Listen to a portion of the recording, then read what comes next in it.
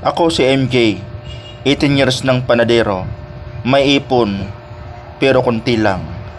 At kakatapos nga natin maligo dyan dahil magsisimulan na tayo sa ating bakbakan. Bakbakan upang magmasa ng maraming tinapay na naman at araw ng linggo ngayon ay napapaisip ako kung gagawa ba ako o hindi. Dahil araw sana ng pahinga ngayon. Pero bago natin ayusin yung ating sarili ay gusto ko munang batiin si Catherine at saka si Joy ng Pampanga. Shout out sa inyong dalawa dahil kayo lang yung madalas kong nakikita at nakakausap minsan. Ayun pala ay yung minsan ko ay madalas pala yon. At kung napapansin nyo ay nakikita nyo yung aking malaking tiyan. At meron din pala akong hinahanap dyan ng kung ano-ano ay hindi ko na matandaan kung ano yun. Dahil hindi ko nga mahanap ay napatingin na lang ako sa aking itsura at kuko. At siyempre kinuha ko yung ating nail cutter ay kailangan natin putulin ng ating kuko. Dahil nga magsisimula ulit tayo na magmasa. Pero hanggang ngayon ay iniisip ko pa rin talaga kung gagawa ba ako ngayon. Dahil araw nga ng linggo dahil gusto ko sana magpahinga. Pero yung naisip ko ay wala na yatang laman ng tinapay ay iwan ko lang kung makakagawa pa rin ako ng tinapay. At gusto ko lang sabihin sa inyo na wala na pala akong helper dyan at umalis na yung aking pinsan. Kaya medyo hirap ako ngayon pero kaya ko yan. Dahil sanayaman na ako sa pagtatrabaho sa bakery. At magsisimula na akong bumawa dyan.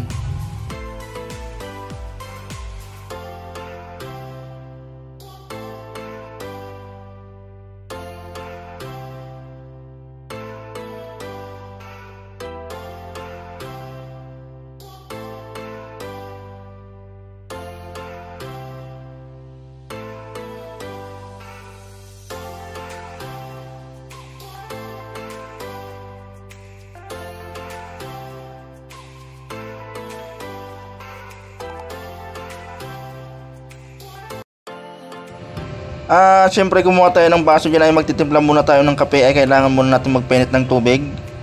O kaya hindi na pala tayo magpapainit ng tubig dahil mainit na yung tubig nasa termos na at nakikita nyo naman yung termos ay nasa lamisa.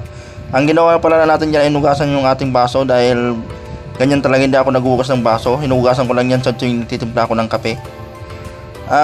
Napaisip nga ako kung mainit ba yung tubig na yan kasi ang pagkaalala ko ay nung nakaraang year pa yan. O kaya nung pagkaalala ko ay nung isang araw pa yung tubig na yan na nasa takore at baka naisip ko nga ay baka malamig na pero tinuloy ko pa rin dahil baka nagkamali lang ako sa hinala.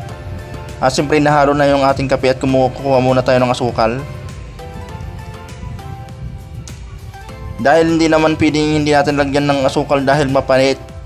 Dahil ang aking kape ay yung mapait talaga yung coffee black. Hindi kasi ako mahilig sa 3-in-1.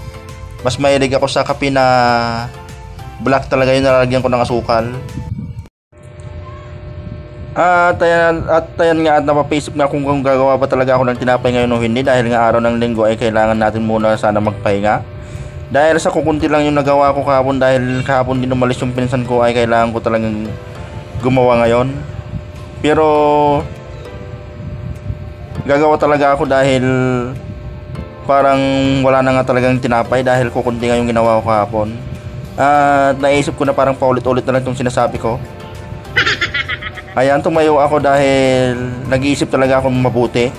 Kasi kung hindi ako gagawa ngayon ay walang paninda maghapon at wala rin paninda sa Lunes. At ayan nga, napaisip na ako niyan. Hanggang sa naisipan kong bidyuhin ng labas dahil nga araw ng linggo ngayon na hindi naman ganong matao. Kaya ang naisip ko ay lumabas ay tignan muna talaga yung ating estante kung meron ba talagang laman. Dahil paglabas natin ay yan yung bumungad sa atin at wala nga talagang laman at kailangan talaga natin gumawa. Dahil sayang ngayong maghapon kung wala tayong gagawin. Isyohan ko na gagawa na lang para nga meron tayong pambinta maghapon.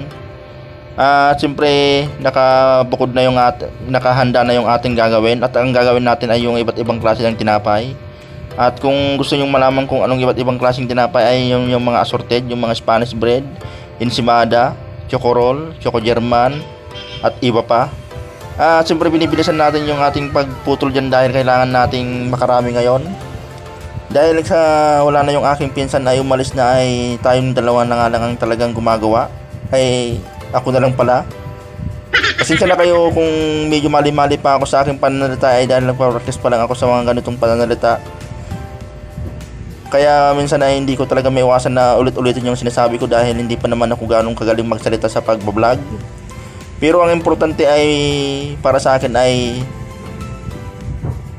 natututo kayo sa ating mga pinapakitang idea dahil bukod sa gumagawa tayo ng mga ganitong content ay na-share din natin yung mga ating timplada. At kailangan kayong mga may-ari ng bakery o yung mga gustong magkaroon ng bakery o kaya gusto magtayo ng bakery o kaya sa mga gusto mag-business ng bakery, ay ang masasabi ko sa inyo ay kailangan nyo munang pag-aralan mabuti ang paggawa ng tinapay. Dahil ang advantage nun ay kahit iwanan kayo ng magiging panadero nyo ay marunong kayong gawa at tuloy-tuloy pa rin yung production nyo. Dahil once na hindi ka marunong gumawa ng tinapay ay sayang na yung effort mo sa pagkuha ng equipment. At dahil nga mabilis tayong gumawa ay papakita ko sa inyo yung unang niluto nating tinapay. At ayan yung mga ginawa natin. Siyempre umalsa yan, pinapalsa yan. At siyempre paikot-ikot muna tayo dito sa bakery ay hindi ko alam kung bakit. At siyempre gusto ko palang ipakita sa inyo yung mga iba pa yung mga ating ginawa.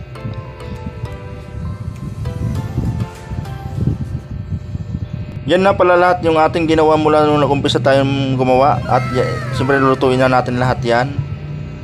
At kailangan na natin maghabol, kailangan na natin malagyan ng ating stand dahil sayang, dahil marami na naghahanap ng tinapay. At papakita ko muna sa inyo itong mga ginawa natin iba pang klase ng tinapay. Munay po yan sa kaputok. At dahil naluto na natin lahat yung ating ginawa kanina na iba't ibang klase ng tinapay, ay kailangan na natin talaga mag-display. Dahil hindi nilalalapitan yung ating bakery o kaya ang ating pisto kung wala sila nakikitang tinapay. Kaya kahit na wala akong kasama ay wala akong helper ay nakadami pa rin tayo ng gawa at umabot din yan ng 20 kilos, ganyan na karami. Gagawa pa nga sana ako dyan kaso wala akong baking powder, ay gusto ko sanang gumawa ng mga tinatawag na banaw na tinapay gaya ng brownies, tortang mamon at saka kababayan. At siyempre yan yung mga ginagamitan ng baking at saka yung mga cookies. Ayan yung dinisplay pala natin, yan na Spanish bread. At yan na yung lahat yung ating ginawa talaga. Kailangan talaga nating paulit-ulit na sasabihin na i-display na natin yan. At gusto ko lang sabihin sa inyo na yung mga gusto nga magkaroon ng bakery ay kailangan matuto kayo bago nyo pasukin itong mga ganitong business. Dahil hindi pwede na magbibusiness ka ng bakery ay gusto mo lang o kaya mayroon na nagsabi sa inyo. At siyempre dapat hilig nyo. At yan na nga yung ating kabuuan ng ating gawa na i-display na natin. At maraming salamat sa pagsama sa akin. At gusto ko lang sabihin sa inyo na hanggang